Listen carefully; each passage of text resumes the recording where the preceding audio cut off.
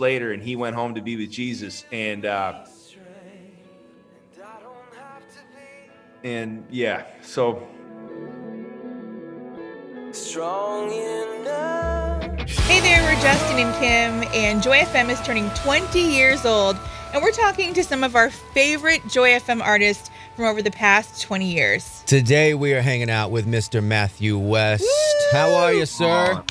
Well, I'm honored to be included in your 20 favorite. That's amazing, and happy birthday to you. Thank you. Come on now. We're throwing a party, and we're like, well, who can we invite? I don't know. Maybe Matthew West will want to come to the party? Are you kidding? I never get invited to stuff. So this is an honor, man. I had to accept the invite. Well, you are a girl dad. You have 2 daughters. Are birthdays a big deal in your house? A huge deal. Huge. Well, first, for starters, my daughters, they would definitely be on board with your style of celebration, because how long are you celebrating? All month long. Yeah, the whole month. All month. Okay, yeah. So that's literally how my daughters try to approach it as well. Like, we need to celebrate them the entire month. We've negotiated and we've gotten it down to a week. So we celebrate the entire week. So you were inspired by Stephen Curtis Chapman like over 20 years ago. And, you know, what would you say to those who are looking to you as a songwriter, as a Christian artist, who are going to be the next set of musicians and artists 20 years from now?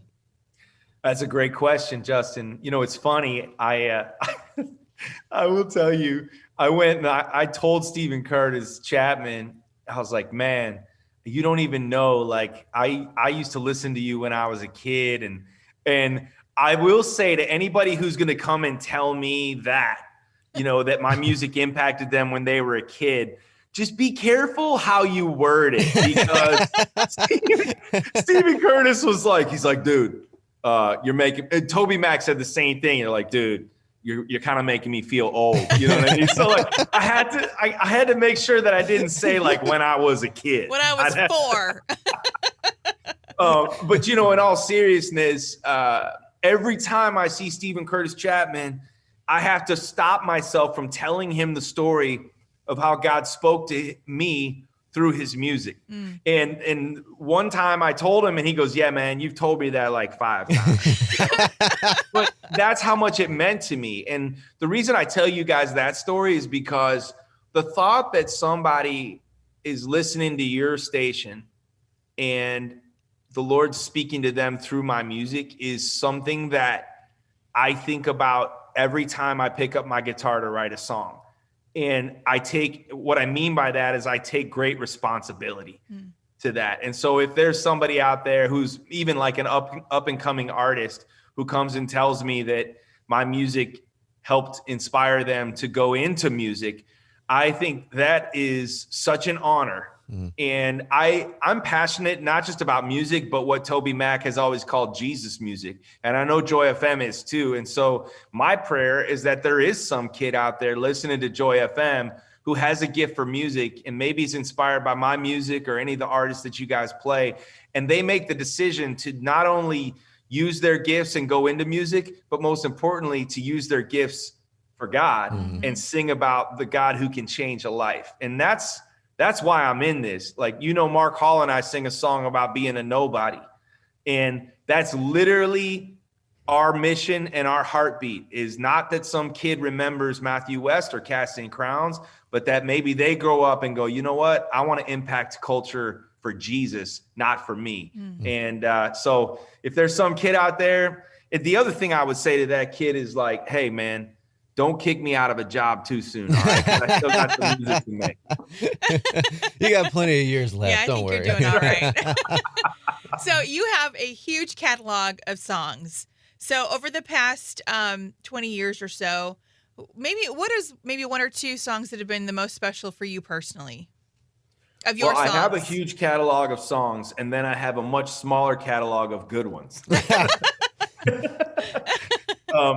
Gosh, you know, that's a really tough question. I love that question. I would say that there's songs that when I hear the response from people about those songs, those tend to mean the most to me if they mean the most to somebody else. And, you know, I have to think about a song like Hello, My Name Is, and the stories that I would receive about that song, and just what it did for people of all ages to be reminded of their identity in Christ. That's a season like I'll never forget that. I would also pick like a song like Strong Enough was just I don't know, it's just amazing to hear like people saying, man, that's the song that I took with me through chemo. You know, I had a Zoom call with a guy named Ron this summer who was in his final days battling ALS.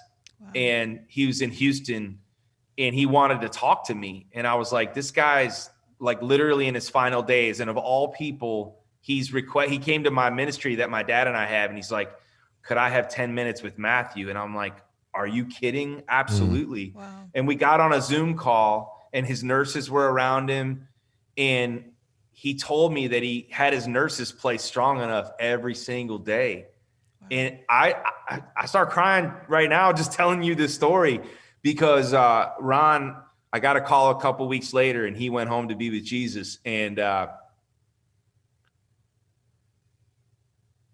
yeah, so that's like, that's what, that to me is what, sorry, that's what means, that just, those are moments I'll never forget. And I'm thankful for the opportunity the Lord's given me to hopefully write songs that speak to people in a meaningful way. Sorry, guys, you got me off. Don't be sorry. Like, you know, how amazing what you do. You sing, you write songs, you have no idea who they're going to reach. And to actually get to hear from somebody that says, you know, God used you in a way that encouraged my heart in the hardest time of my life. I mean, what a privilege to get to be a part of somebody's life and their story like that. So really I think it's perfectly acceptable to be emotional about that because, wow, what a gift. Yeah, well, you guys helped make that possible for 20 years, you know, for guys like me to connect with your listeners in this way is such a special thing. You know, I think of the concerts I've gotten to do in your area and your listeners, man, when they hear that I'm coming to town, they show up in force. They do. And I think of just one amazing memory after the other. You know, I think of years when the Cardinals were in the playoffs and we, you know, I'd wear a Cardinals jersey or you know, whatever. It's just like amazing moments. You know, if you're going to get a Cubs fan to wear a Cardinals jersey, about to say that's a sacrifice. But just I have amazing memories of my time with you, my time with your listeners, and just those stories from guys like Ron. Just they keep reminding me what it's all about, and then that's literally why I pick up the guitar. And when I'm done talking to you guys today, I'm gonna pick up the guitar again, and I'm gonna ask the Lord to help me write another anthem that will help lift somebody out of their discouragement. And I want to tell you one other thing. You know I should probably be on this call and be like, man, you know, give all the perfect Christian answers. But man, like I've had a hard year too. You know, we've all faced some battles. And when I hear stories from guys like Ron or your listeners share with me how a song meant something to them, that rises me up out of my own discouragement too, you know? And so that's how we can help each other. You know, I'm not a singer who has all the answers. I write songs because I'm looking to the one who does, but we all need encouragement. So just this time with you even lifts my spirits, which is, we all need that on a daily basis, don't we? Yeah, we do. Absolutely. So what song are you still going to be singing? What Matthew West song are you still going to be singing 20 years from now when you're playing a show? You're going to be like, what, 60? How old are you going to be in 20 years? Up there still playing? I'm 25 now. Yeah. Gosh, that's a great question. All right, Justin, which song do you think it's going to be? You tell me. Well, I think the one the one that they're still going to be asking for is Hello, My Name Is. That's the one that comes to mind. Mm-hmm. Yeah. I like the idea that in 20 years, I'd still be singing, I don't want to go through the motions. Yeah. I don't want to go one more day. Yeah. Like to me, that's like, I want to sing that till the day I die. Now, when I'm 80 years old, it'll probably sound like I don't want to go through the motions. But I want to make the most of the one life that I get. And that song's always been like a personal anthem for me of just like, Lord, I want to, my high school coach used to always say, like, leave it all on the field, leave it all on the field. I want to do that from a spiritual perspective. I want to leave it all on the field. So for a personal reason, that's a song that I like. I want to be singing 20 years from now and beyond. It'll be The Motions, the Asper-Cream version. Yeah. It's called Slow Motion. Yeah. You might have to have disclaimers like, I remember when I was 13. Well, actually, I don't quite remember, but I don't remember. That's amazing. Oh man. Okay. Well, one thing here. What has been one of the biggest highlights that's not a song in your life over the past 20 years? Oh gosh. Well, one thing I would say right off the bat is, from a musical perspective in my career or ministry, the idea that I thought was crazy, but I was willing to take a step of faith, and that was to collect people's stories. Mm-hmm. Yeah. That has been hands down a life-changing endeavor for me and I still do on a daily basis. I collect people's stories, and now we have a whole ministry that helps people learn how to tell their story, because there's power in their story. Yeah. And so in fact, I was just on a call with my board members, and we've got this new technology on our website where people can like share their story with each other, and it's going to be awesome. That's and so, cool. That's been one of the huge highlights in the last 20 years was, for me, that was the definition of refusing to go through the motions. I was starting to have some radio hits. I felt like maybe I knew what I was like, oh, I know how to do this. I'm going to write this song. It's going to become a hit. And then all of a sudden, I just had this idea to stop it and to go, wait a minute, I'm going to do something totally different now. I'm going to step out in faith and collect other people's stories. And then that's what led to songs like Hello, My Name Is and Strong Enough and the songs we're talking about. So that's definitely been a highlight. On a personal side, I would have to say, like, the life that's happened in 20 years, my wife of 17 years, my two daughters, Lulu and Delaney. Lulu just turned 15 and Delaney's about to turn 12. I mean, come on, wow. The Lord I'm a blessed man, and the Lord has really blessed me and tested me by putting me in a house full of women. I remember when we would come to Nashville on some of our joy rides, and your little girls would come in the back with their tutus and their little wings on and stand in the back and dance around while Daddy would sing for these 50 women. And it was just so fun.